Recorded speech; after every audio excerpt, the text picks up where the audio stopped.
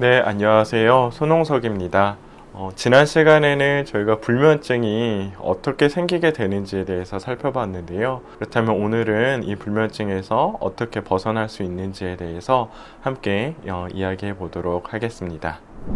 지난 시간 불면증을 계속되게 하고 또 악화, 또 지속시키는 요인인 유지 요인이 결국은 불면증의 가장 큰 문제가 된다라고 말씀드렸습니다. 그렇다면 불면증을 벗어날 수 있는 방법은 바로 이 유지 요인을 없애주는 것입니다. 그렇게 했을 때에 불면증이 지속되는 상태 또는 더 악순환되는 상태에 머물러 있지 않고 다시 내가 원래 가지고 있는 기저 요인에 어느 정도의 유발 요인이 있을지언정 불면증 상태에서는 근본적으로 벗어날 수 있는 그런 변화가 생기게 됩니다. 그리고 유지 요인을 없애주는 그런 치료를 통해서 결국은 다시 이전과 같은 상태로 돌아가게 되는 것이지요. 요약하자면 불면증이라는 것은 앞서 설명드렸던 여러 가지 원인들이 복합적으로 작용해서 이르게 되는 신체적이고 생리적이고 심리적 그리고 행동적인 불균형이 악순환되는 그런 상태라고 볼 수 있습니다. 이러한 악순환의 고리에서 벗어나서 내가 다시 스스로 잠을 잘 수 있는 몸과 마음의 상태를 만들어가는 것이 불면증에서 근본적으로 벗어날 수 있는 그런 방법입니다. 이렇게 할 수 있는 어떤 치료적인 방법을 인지행동 치료라고 합니다. 인지행동 치료란 불면증을 일으키거나 지속시키는 습관들을 교정하고 잠하고 관련된 잘못된 생각, 불안들을 치료해 나가는 것입니다. 조금 더 구체적으로는 이런 인지행동 치료의 요소들로서 생체 시계를 제자리로 맞추기, 우리 몸과 우리 뇌에서 작동하는 잠하고 관련된 기능을 다시 원상태로 회복시키는 그런 방법이 있고요. 두 번째로는 역시 우리 뇌와 몸에게 잠을 자는 습관을 다시 길러주는 그런 몇 가지 요법들이 해당이 됩니다.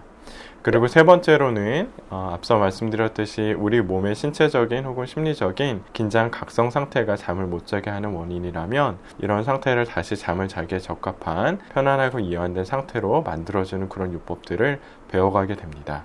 또 잠에 대한 불안과 생각 자체가 불면증을 악화시키고 지속시키기 때문에 이런 생각과 불안들을 다스려가는 방법들을 배우게 됩니다.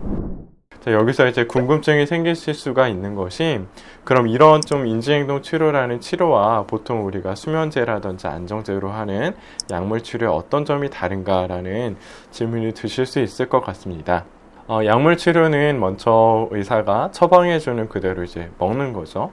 내가 수동적이고 피동적으로 그냥 받아서 약에 의해서 잠을 자는 것인데 문제는 이것은 그 자체로 근본적인 치료가 되지 않고 어디까지나 임시 방편일 수밖에 없다는 것입니다.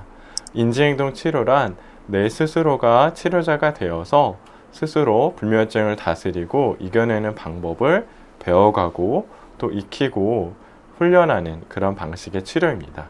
보통 제가 비유로 많이 설명을 드려요. 환자분들께 약물 치료와 인지행동 치료를 비교할 때 설명드리는 비유가 어떤 사람에게 누군가가 물고기를 잡아서 계속 이렇게 갖다 주는 거예요.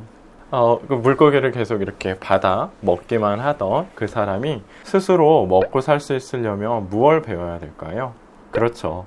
물고기를 잡는 법, 낚시하는 법을 직접 배우게 된다면 사람은 이제 무언가에 의존해서 혹은 누군가에게 의존해서 수동적으로 받아 먹기만 하는 것이 아니라 스스로 물고기를 잡아서 먹을 수 있게 되는 그런 방식의 치료가 인지행동 치료라고 말씀드릴 수 있을 것 같습니다.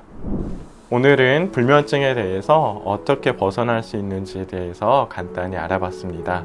다음에 또 기회가 된다면 보다 구체적으로 불면증에서 벗어날 수 있는 방법들, 그리고 불면증 치료에 있어서 수면제와 같은 약물 치료에 대해서도 저희가 함께 살펴볼 수 있을 것 같습니다. 감사합니다.